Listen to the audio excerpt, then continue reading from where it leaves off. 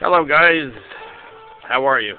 I have here a very interesting article about a gentleman that is, he's collecting books to put in Vilnius, he wants to make a future library in Vilna, Lithuania. This is from the Jewish Daily Forward of November 30th of 2007. This is, here we go, well, I'll start reading it. Baptist from Virginia toils for Jewish Library in Vilnius by Rebecca Spence, San Diego. If one longtime San Diego resident fulfills his life's dream, Vilnius, Lithuania, will once again emerge as a capital of Jewish life in Eastern Europe. But the man in question is a strange candidate for the task. He is neither a Yiddish scholar, nor a Holocaust survivor, nor is he a descendant of the Vilna Gaon, the great 18th century talmudic scholar of Vilna, looking to resurrect an ancestral legacy. In fact, Wyman Brent isn't even Jewish. This unlikely champion of a Jewish Renaissance,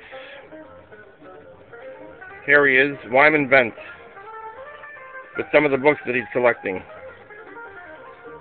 This unlikely champion of a Jewish Renaissance in Vilnius, which in pre-Holocaust days was known as Vilna and served as one of Eastern Europe's centers of Jewish cultural and intellectual life, is, however, steadfastly committed to realizing his vision.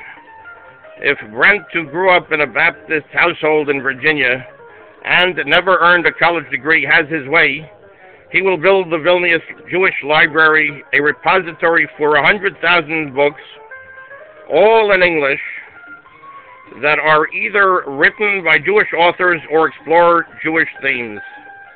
While Vilnius has a museum that exhibits artifacts from the once robust community, the Vilna Gaon Jewish State Museum and a recent effort to rebuild the city's great synagogue is underway. Brent is hoping that his library will not just pay homage to a rich Jewish past, but in fact also help to reinfuse Vilnius with the Jewish intellectual spirit that was once its hallmark. For the past 3 years, Brent, who earns a modest living by selling books, records, and other items over the internet, has been collecting used books with the help of his Italian-born roommate Carla Ramondini, in the hopes that they will someday line the shelves of the library. Quote, "It's almost an obsession," Brent, 45, said during an interview in his living room. Quote, "I don't drink, smoke, or gamble. I just collect books." What is not clear is how Brent will realize his ambitious goal. With no institutional backing and no financial support from the Jewish community, Brent is a one-man show. For now, the modest 3-room apartment that he shares with Ramondini in San Diego, not far from the Mexican border, serves as the temporary home for the 2,700 books they have collected to date. In the living room, a novel by pop author Danielle Steele rests on a shelf across from biographies of Bette Midler and Tom Stoppard. But in the office, more serious subjects matters resides.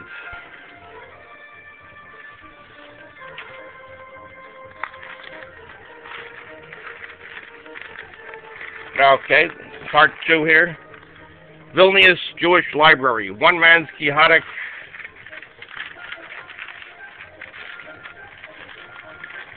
here we go. Okay, let's continue on. Quest. Vilnius Library, Jewish Library, one man's chaotic quest. Brent's collection of Holocaust-related books sits on a freestanding bookshelf in the center of the room, the result of not enough wall space to house his many treasures. He even has books crammed into the kitchen cabinets.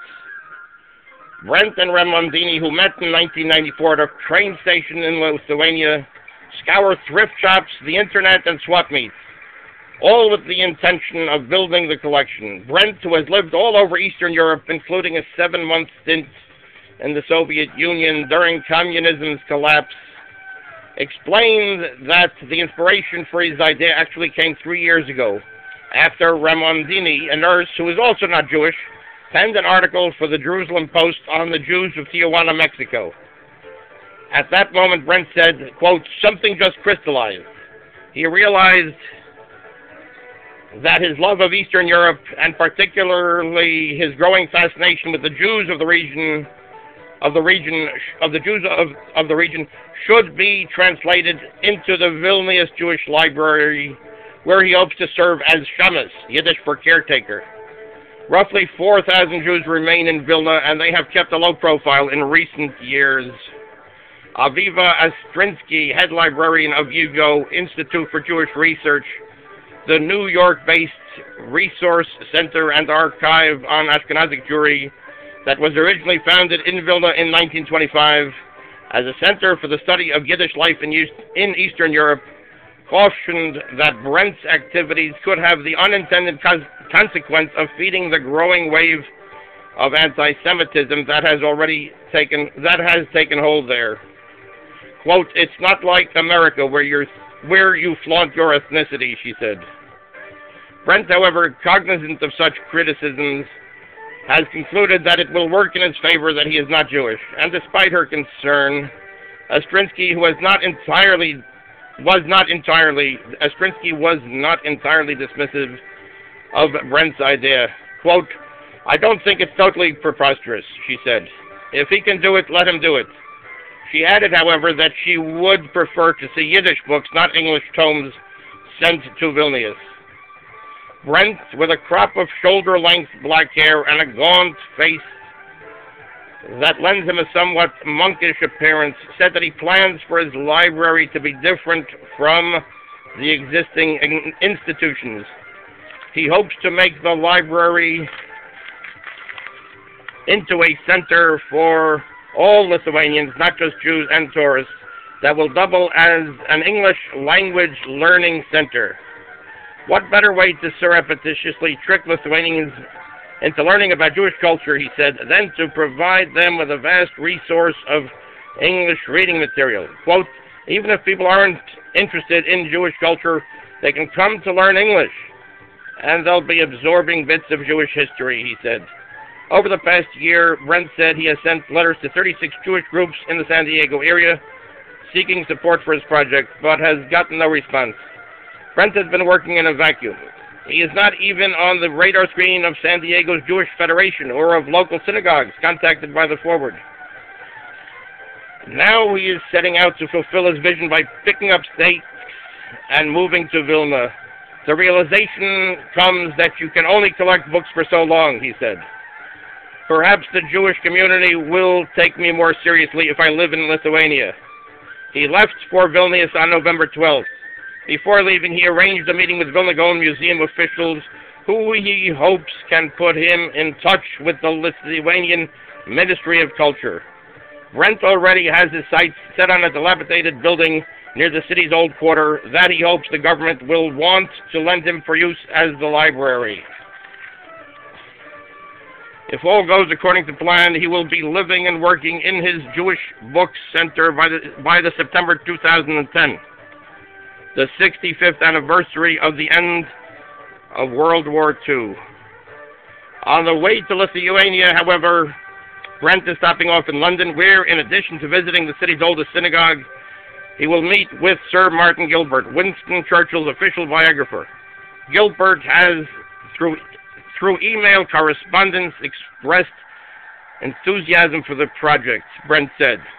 He has also pledged to donate to the library copies of all 79 books he has written or edited. Though Brent has yet to corral the big funders he will ultimately need, he is buoyed by Martin's interest. Quote, "If nothing else," Brent said, "his support gives me strength to carry on." So there we see. Let's have another picture here. This is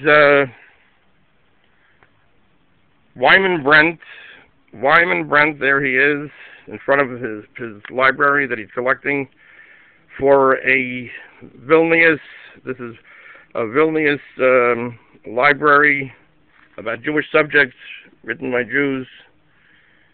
This is Brent, bookseller, is amassing a collection of English language material for a future library in Lithuania. This was an article of November 30th, 2007, and here he is, Wyman Brent. So that's, okay, that's that article there. That's very apropos. And thank you very much for listening, for tuning in, and we hope to see you again soon. Thank you very much.